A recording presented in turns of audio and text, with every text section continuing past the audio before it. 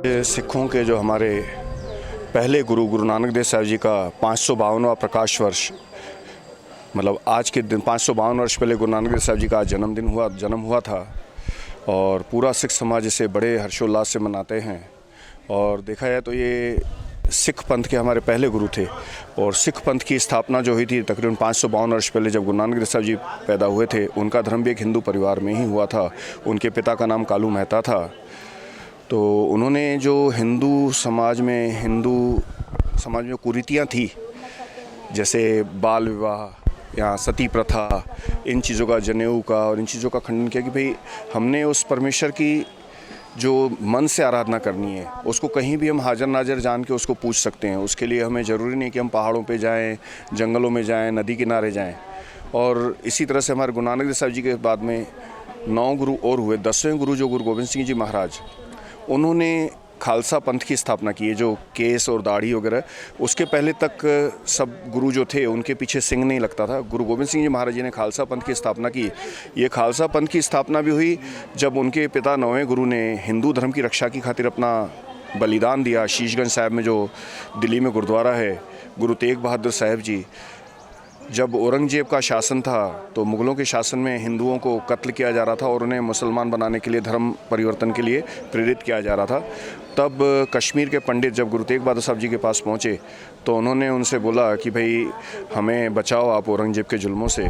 तो उस समय गुरु तेग बहादुर साहब जी ने बोला कि आप औरंगजेब को बोलो कि उन्होंने बनाना है मुसलमान, तो पहले मुझे बनाया दी, मैं बन गया तो सारा हिंदुस्तान मुसलमान बन जाएगा। तो उन्होंने उनको बहुत यातनाएं दी।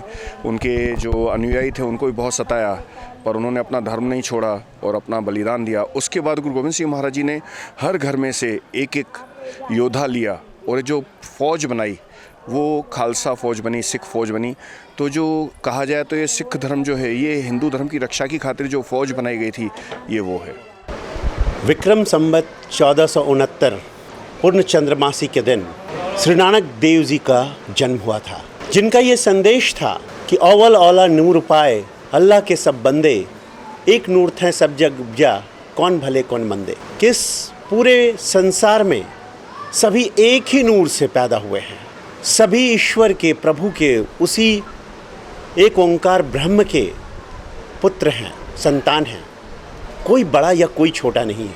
गुरु नानक देव जो सिख पंथ के प्रणेता हैं, पहले गुरु हैं, उन्होंने समाज में फैली विषमता को दूर करने के लिए और समाज में एकता को स्थापित करने के लिए, समरसता को स्थापित करने के लिए, एक दूसरे का दर्द समझने के लिए उन्होंने सिख धर्म की स्थापना की, जिसका अर्थ होता है जो सीखता है, जो लर्न करता है। और हम सभी जानते हैं कि अर्निंग से पहले लर्निंग ज़रूरी है। अगर अर्निंग के पहले हम एल लगा देते हैं तो लर्निंग शुरू होती है, अर्थात सबसे पहले लर्निंग, सीखना ज़रूरी है। गुरु नानक देव जी को जब तापमान उनके शरीर का बढ़ गया था तो वैद्य बुलाया गया था, लेकिन उन्हें लोगों का दुख दर्द देखकर उनका दर्द बढ़ गया था। और इसलिए जब वैद्य ने उनकी नाड़ी पकड़ी तो उन्होंने कहा, वैद्य बुलाई बैदगी पकड़ टटोले बाँह, भोला वैद्य न जानिए दर्द कलेजे माँ। भगवत गीता में भी यही बात कही गई है। ईश्वरः मनुष्याणां हृदय प्रदेशे तिष्ठति अर्जुन त्वमेव शरणं गच्छ। ईश्वर मनुष्यों के हृदय प्रदेश में निवास करता है, हे अर्जुन उसकी शरण में जाओ।